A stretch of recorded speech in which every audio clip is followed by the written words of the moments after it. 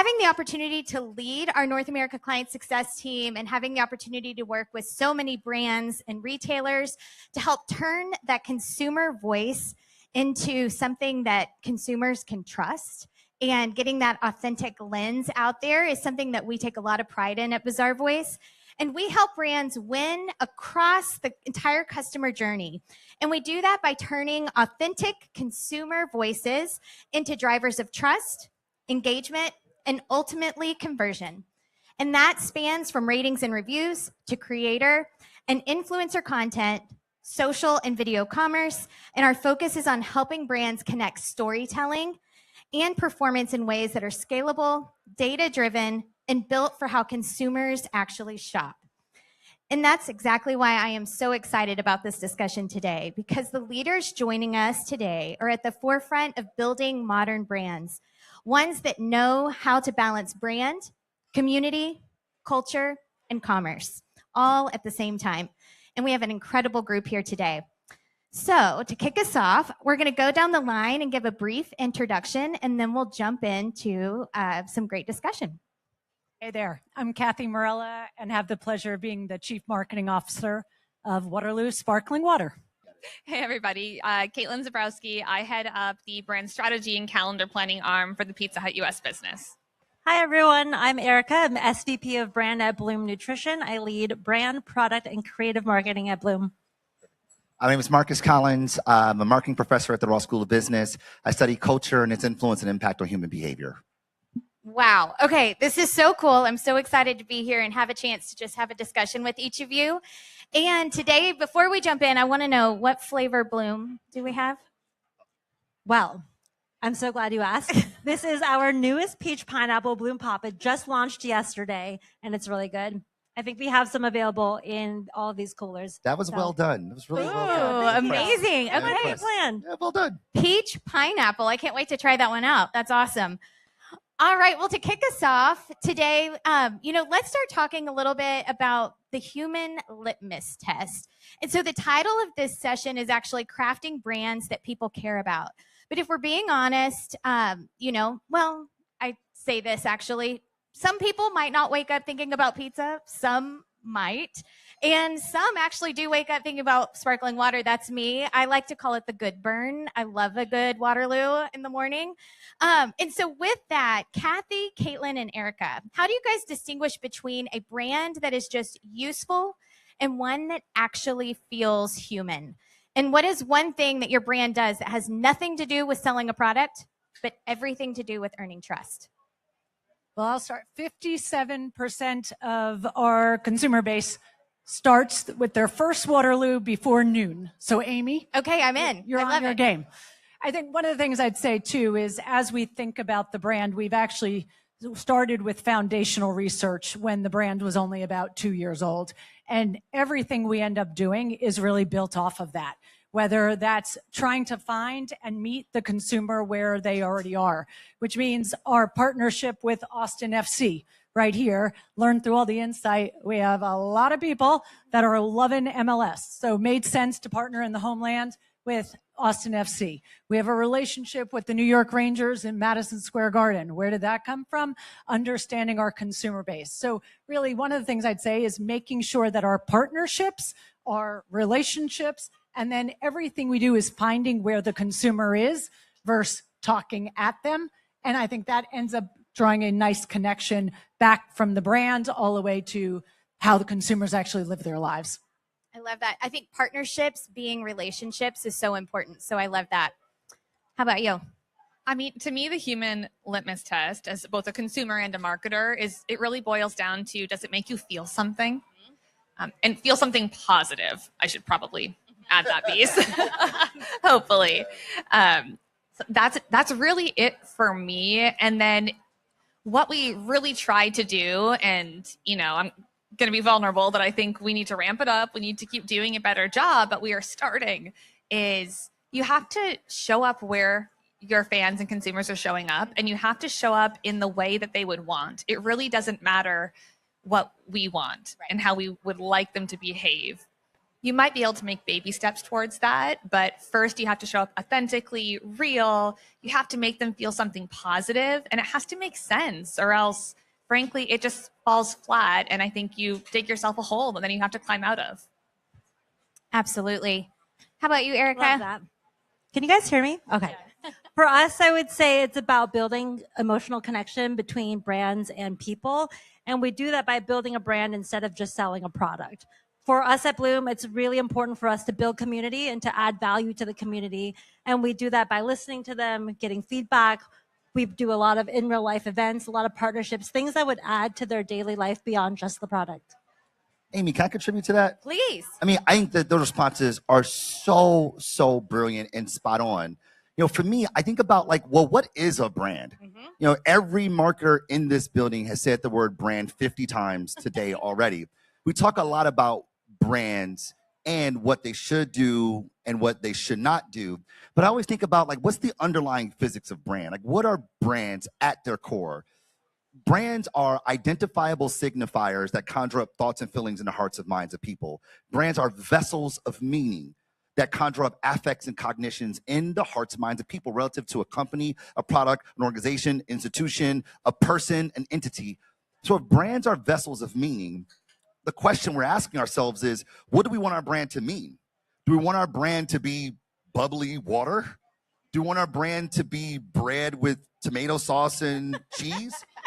I mean, like, truthfully, because like for too long, we equate our brand to the category. We say, my razor's sharper, my battery lasts longer, my car goes faster, my shampoo will get you laid. I don't know. But there are brands that say that, by the way. And the idea there is that we want to be the brand that gets you laid. And therefore, you should buy our shampoo. And the idea there is that, well, yeah, that's if you define yourself by the category. The most powerful brands transcend the category. That they're more than a razor blade. They're more than sneakers. They're more than water in a can. But they exist because they have a point of view about the world. And I choose that brand not because it tastes better, it fits better, it looks better, but because it's an extension of who I am. That is to say, how the meaning that I want associated with my identity, I use the brand to project that about me. And therefore, the brand's meaning becomes a badge, a receipt of identity. Those brands, those are the most powerful brands, and you all are shepherding those brands. And many of you all are also. And I would suppose, if I could give any urgency, is that we got to transcend the category. We got to think less about the value propositions, less about the differentiators, but think about distinctiveness. And what distinctiveness means is that we stand out in the minds of people, not because of the category, but because of the point of view the brand has. I mean, that was a mic drop moment right there. And I can't Listen. I'm just co-signing all the brilliance that's been had here. That's the benefit of going last. I'll tell you, it's the benefit of going last. That's the benefit, I'm telling you. Well, I think we all should get to spend some time with Professor Marcus here throughout this time. That was absolutely incredible. And I think you're right. You do have to transcend the category. And that is what is memorable. That's what makes that connection. It's what makes the vessel stick. Yeah, I do this exercise with my MBA students where I put 3 fleece jackets on the screen and I cover up the logo. And I say, to whom do these jackets belong? And 100% of the time, they get it wrong. They might be wearing the jacket, and they get it wrong. And then I reveal them, and they go, oh, yeah, totally. It's like, but as soon as you see Patagonia on that fleece, it just feels a little warmer. It fits just a little bit better. Like, that's because the meanings of the brand, they signal, they conjure up affects and cognitions in us. And therefore, not only do we choose them, but we're also willing to spend a premium for it. And for marketers who are in the business of getting people to move in an effort to drive commercial value, that is unbelievably powerful. You're right. You're right. I cannot disagree with that one bit. All right. So let's think a little bit about disruption. It's easy to put on a slide. It's terrifying to execute if you're actually trying to make this like disruptive moment. And so you've written exclusively about how culture is the greatest driver of behavior. And Erica, with Bloom, they have lived by leaning into the creator economy in a very bold way. And when you're at the table and a bold idea feels like a risky one, maybe it's like one you don't necessarily want to pitch to your leadership or to stakeholders, how do you use data or cultural insights to find the courage to say, nope, we have to do this one? I think I borrow from the great ad man, Dan Whiten. Dan Whiten said that creativity is subversion. It's taking what is and bending it, contorting it, turning it over, bending it backwards. That by its very nature gets you to something new and therefore ergo disruptive. The impact of disruption happens when it's aligned with the cultural machinations, the cultural conventions of a given group of people, and creators become a perfect opportunity to get intimate with a group of people because they are of the people and they're creating cultural production by which those people express themselves. So the data at our, the thing is about data is that, we got data out the wazoo, like reams and reams and reams of data. But though we have more data than ever before, our ability to extract insights from said data, it's incremental at best because we mistake information for intimacy. And so for brands who get close to communities, who, partner with Sherpas to lead them through it, i.e. creators and influencers, you get a level of nuance that zeros and ones just don't provide. Like data doesn't have an opinion. People do. And the way that data is translated is based upon the cultural frames of a given group of people. So I think intimacy is always the way to go. Erica. Awesome. For us at Bloom, I would say courage is not about just throwing caution at the wind or going with a purely gut feel, but it's about taking calculated risks. And to take a calculated risk, it comes down to three things for us. Number one, is it authentic to your brand? Does it tie back to your brand DNA, your brand pillars, and where the brand vision is? Number two, does it resonate with your consumers? We are fortunate to know our consumers at a very deep level, and you want to make sure it is aligned with what they want from the brand and what they expect. Finally, number three, is your own team excited about it? Because we are so fortunate to have a really passionate team at Bloom. Shout out to the Bloom team who are here, but very passionate, very talented. And to me, the ultimate test is your own team who's actually working on the project, are they excited about it? And if you can have all three of those filters checked off, then you have a pretty good case. And you can bring all the data that you want and, the consumer data and the surveys and all of that stuff, and you bring that. And for us, we have made a lot of decisions that have been an unequivocal yes. So for example, we started as a green supplement. We moved into an energy drink. That's a pretty bold move. Like a greens powder going into an energy drink. And when we presented that, we presented all the data behind it and the reasons and the gut feel all together, it was an amazing success. I would say we're over 1 year into our beverage journey, which is pretty new. And today we are the top 5 energy drink brand in mass, which is incredible. And we just launched Bloom Pop about 6 months ago. We're already number 3 in the category. So to me, when you think through all of those moments and you guys all feel and you hold hands and you say, yes, this is the right decision, it can only go in one direction. Yeah, that's awesome. Congratulations too on being number 3 in the category with just 1 year in. That's incredible. So love that. All right, so let's think about this one. South by Southwest is the ultimate attention economy environment. And it's loud and everyone is trying to be bold. So Caitlin, at Pizza Hut, you're managing a massive heritage brand. It's iconic if we're being, for real there.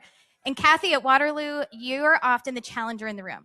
How do you stay impossible to ignore without becoming just another brand adding to the noise?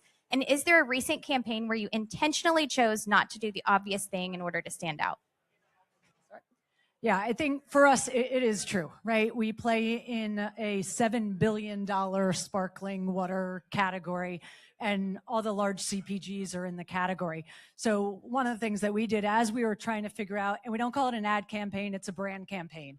And our brand campaign is watered down nothing, right? We sit in a water category, but the brand campaign is watered down nothing because as you think about it, we know based on our consumer base, they go all in on life. We said as us, as a challenger brand and an emerging brand, go in, right? Rip up the PowerPoint slide when you're about to walk into Walmart and go ask them for national distribution. And that's the way we ended up getting national distribution. We told our CEO after we did it, and he's like, how'd it go? I was like, I'll let you know. But the idea too, as you think about partnerships, influencers, Guy Fieri was our partner last year on our limited time offer. Not really too difficult to explain to the press why someone like Guy Fieri stands for Flavor Town and goes all in on life. is a part of your brand campaign of water down nothing. So holistically, one of the things we've said is got to stay true to that. It's not about the ad that's out there that says it. It's how you operate. It's how the employees operate. And it's really about everything we do goes through that lens. I mean, for me and for the Pizza Hut team, I think the most recent example that comes to mind where we actually chose to do nothing and a lot of brands chose to glob on was, I mean, you've all seen it, I'm sure, but the burger taste videos, so cringy. Where, I mean, everybody under the sun has responded poking fun at McDonald's, but I think at the end of the day, if you step back, it's all kind of embarrassing, frankly. Like, no one needs it. No one asked for it. Like, let's just let that die off. We would much prefer to find those distinctive, ownable moments that nobody else can latch on to. Like, really take a look at what are our distinctive brand assets, our ownable equities, like Personal Pan Pizza or the buffet, where our immediate competition, they just don't have those. I mean, it would come across as very, very false. So that's typically how we think through those moments. And we'd much rather do something like a Personal Pan Pizza Tuesday, where frankly, we like doubled or tripled our day of the week traffic. It was insane. I'm so sorry for our operators because I know it was painful. Or do, you know, a Pizza Hut pop-up where there's just one seat, one table, and we could take one reservation at a time downtown in New York City. But that kind of thing, I think, is much more impactful, way more memorable, and doesn't just get washed out into the sea of sameness. I love that too. And it's such a good way because you have a brand that's so nostalgic too. And so I love that. Really great. Thanks for sharing that with us. All right. We see how much brands are relying on the voice of the consumer today. And to the whole group, this question is for you. If the old way of building a brand was top down, controlled by a creative agency, and the new way is bottoms up, it's driven by community, it's driven by creators. Where does the brand leader actually sit? And how much of your brand's expression are you willing to give up to your fans or your critics to keep it feeling authentic? Take us to school first.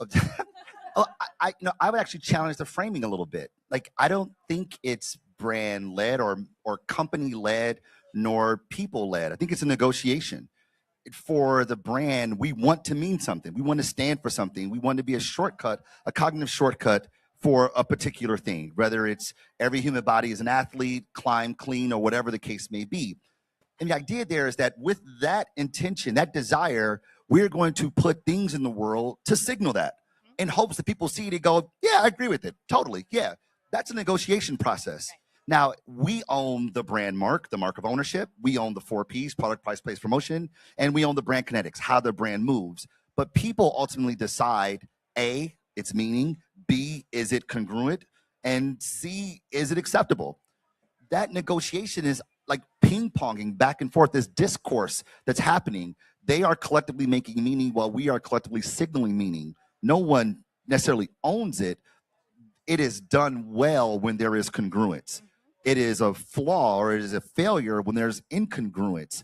The idea there is that Clifford Geertz is an anthropologist. He says that meaning is the collective property of the group. It belongs to them.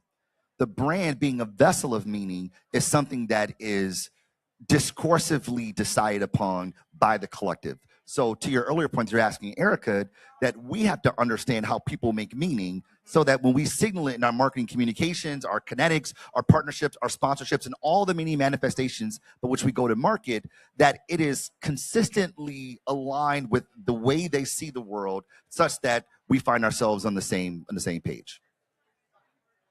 Yes. So the short of it is that, like, I think that you can't see it as that we don't own it, or rather, we don't own it, or we don't lead it. They own it and they lead it. I think it's that, like, we have to make sure that what we're saying is translated the way we desire it to be. Yeah. We can't say consumers are so stupid. Look, I spent my entire career in the advertising world, on the agency side, and we'd be like, clients are so dumb. They do say it about you, clients. Clients are so dumb, and consumers are so stupid. They don't get it. They didn't get the nuances. Like, no. You said it wrong. You didn't understand how they make meaning, right? For some, a cow is leather. For others, a deity. For some, it's dinner. Which one is it? It's all of them. Mm-hmm. So you have to make sure that you're communicating that this thing is a deity. For people, it's a deity. As opposed to dinner, for people see it as a deity. When you do that, they get offended, they get pissed, and things are bad. You're exactly right. Yeah. I mean, I'm not going to say any better than that. That's for sure. But I would just add on that I do think that the brand stewards are responsible for being accurate about who makes up their customer base. Right. I mean, that is something that is, I mean, that's decided. That is driven by who is literally engaging with your product, with your brand, with your restaurants in our case. You know, maybe you hope, oh, we wish it was Gen Alpha. We wish it was Gen Z. It's millennial families. That is who it is. So we can also own what is the role that we need to be playing in those customers' lives. But I think beyond that, it's 100% a negotiation. And you have to be able to get comfortable with the uncomfortable nature that is releasing ownership of how that gets expressed and how that evolves over time, because it will evolve. I totally agree with you. I think today you absolutely do have to listen to the consumer and to the community and to the creators, because that's where you'll get your biggest signal. However, at the same time, you can't just listen to that, because you have to have a brand vision. You have to have a strategy. And as a brand leader, you have to have a voice and know where you're going. Sometimes consumers don't know what they don't know, and you have to steer them there as well. So I would say you sit somewhere in the middle. And I was just going to add on the idea of who you're partnering with from an influencer standpoint, who you're partnering from a creator standpoint. There's only like one lens we put on it. Do they drink sparkling water? Because if they do not, we don't care how many followers they have or how great the content is. So if you start there, and to Erica's point, then it gets mirrored. You're already in a place they understand the category, they understand the brand, they understand the dynamics, and that's all. Everything else you can work and partner and tailor, but at least start there. And you'd be surprised the number of people that have come to the table and they're like, no, I don't like the carbonation in sparkling water. No. We got a problem. I love that. It's so great and to have an opportunity just to learn and listen to all of you. So thank you guys so much. How are we doing on time? Are we still good? Okay, amazing. So while we're here, we know that tech has changed around all of this for us in 2026, and AI, of course, is everywhere. We can't escape it in any conversation, and that consumer attention is more fragmented than ever. So if you could strip away all the tools, you could strip away all the tech, and you only had one human lever to pull to ensure your brand survives the next 3 years, what would it be? Marcus, we're going to start with you. Take away all the tools, take away all the things. It's one human lever that you can pull.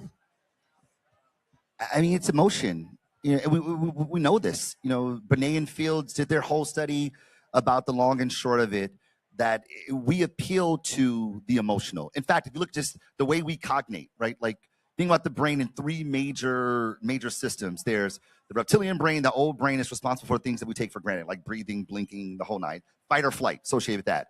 Then you have the limbic system that's associated with emotions, love, trust, loyalty, all the gooey stuff that relationships are made of, which is also associated with behavior, right? So what we feel informs what we do, right? We call it intuition. I felt the thing, so I did the thing. It's hard for us to articulate it because the part of the brain associated with articulation is the neocortex, which also associated with rationality. So what's the point here? Our job as marketers is to get people to move. Full stop. That is our job. Don't buy this, buy that. Don't go here, go there. Don't vote for him, vote for her. Don't watch his movie, watch my movie. Everything we do as marketers is to get people to move. The part of the brain associated with movement is emotion. Therefore, ergo, our job is to catalyze the emotion within people to get people to move. And guess what does that best? Brands. Because they are vessels of meaning that conjure up thoughts and feelings in the hearts and minds of people. I love it. It always comes back to the vessels of meaning, which I think is such a good thing to ground us all in as we're thinking about it. Each of you have connected in ways, and I know you've all had successful campaigns that have run where you've kind of leveraged all of these things. So any boots on the ground, as you know, advice or guidance that you can share? I was just going to add, though, the connection and the emotion translates over time to loyalty, right? And at the end of the day, right, you get two levers. You got to go get more households and hope they buy more, right? And so I think when you think about that emotional connection, the best emotional connection is going to make someone say, it's my brand. And I think if you could get to it's my brand or that's my brand, you've done a nice job. I would add to that, remembering your brand's why. Like as you grow as a brand or you expand or your category gets stale and you need to find something else, remember why you created the brand or, you know, why you're there and steer alongside that. because that's going to be like the heart of the emotion to why people gravitate towards your brand. Your answers are very poetic. I was going to say, and I'm going to say, like, find time to literally shut off your computer and go and get face to face with your customer. Like, for me, that means go park yourself in a restaurant and work from there for the day. Like, literally see who your customer is with your own two eyes, have a conversation with them. I think it really humanizes the massive data set that we spend all day working with, that we buy our media against. It helps add that color, the texture, the nuance that I think is what we need more of. And especially with AI, is that risk of being lost that ultimately can culminate into that emotional connection. Absolutely. All right. Well, I think that takes care of all of my questions. So you know what? I'm going to turn it over to you because I feel like you have all the guidance and advice. I want you to give us a piece of advice or a little nugget of information that everyone in this room can take with them today. You've already given us so many, but I feel I actually want to go enroll myself in the University of Michigan right now. You absolutely should. You absolutely should. We're the #2 marketing program in the country, just so you know that. That's incredible. That's incredible. I am a diehard Longhorn, but I'm thinking about it right now. I know where I am. I should be quiet. So, I mean, if I were to leave you thinking is this, I've spent my entire career as a marketer, mostly on the advertising side, but as a marketer, I wrote a book 3 years ago that retired me from the advertising industry. Thank God. I love advertising, but thank God. But what I've realized in the 2.5 years, 3 years that I've been working with brands, not within an agency context, but as Marcus, the practitioner, scholar, what I've realized is that the biggest challenge with marketing and marketers and our marketing, it actually has nothing to do with our talent, our skill set, our know-how, or technology. The biggest issue is the organizational culture. That we're trying to optimize the front end of the house. Think of this as a production. The front end of the house, we're trying to have the best actors with the best costumery, the best, the best lighting, the best props, the best stage possible to put on the best show.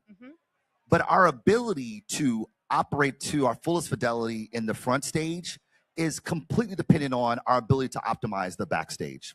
And that's something that we do not think about. We don't think about it. We go, how do I engage in culture? How do I tap into culture? How do I hijack culture? And all these exploitative things to think about culture, as opposed to, well, how do I engage in it? Well, that requires everything that these brilliant folks have said today. It requires intimacy, getting close, being curious, being empathetic. Those things aren't skill sets as much as they are shared imaginations of how the organization operates. If you want to be better in the front stage, get better in the backstage. If you want to be better at engaging in the cultural consumption of the population, of your target, of your audience, get better at the organizational culture of your company, whether you're on the client side or the agency side. That is the biggest impediment. I've worked with some of the biggest brands in the world where the idea is right there. The strategy is written so beautifully. The creative ideas are crushing, but they stumble over themselves to put those things in the world. Not because of talent, not because of know-how, not because of skill set, not because of technology, but because of the collective operating system that is the organization's culture. You take a brand like McDonald's. I had the pleasure of being a part of that work after it launched, was at Wyden Kennedy. Though Wyden brought them brilliant ideas of fan-to-fan being the strategy, the brilliant work was actually the work McDonald's did to say, we're going to stop talking to consumers like a corporation. We're going to talk to them like fans talking to a fan. And you know what? If we're going to engage them like fans, then we need to learn to share the pen, which means that we have to be much more courageous, right? It's about being courageous about our ideas. And their business changed. I know Jesse's coming on soon from Chili's. They did the exact same thing. They changed the way the organization operates, which changed their marketing, which massively changed their business. Chili's is effing crushing right now, but it's not because of the talent in the building. It's because of how the talent in the building engages in the collective production of work. That is the most important conversation that we aren't having as an industry, which is why the industry is not doing as well as we ought to be. I love that. You guys, he took it. I feel like you really took us to school today. We all learned a lot, but really it wouldn't have been anything without all of your expertise and all of the wisdom from all of you. So thank you so much for everything today. And just thanks for all the learnings and thanks for the opportunity. Thank you, Amy. You were great. Thank you. Thank you. I stepped in last minute, so sorry for having to look at the cards, but thanks everybody. Great. Thank you all so much. It's awesome.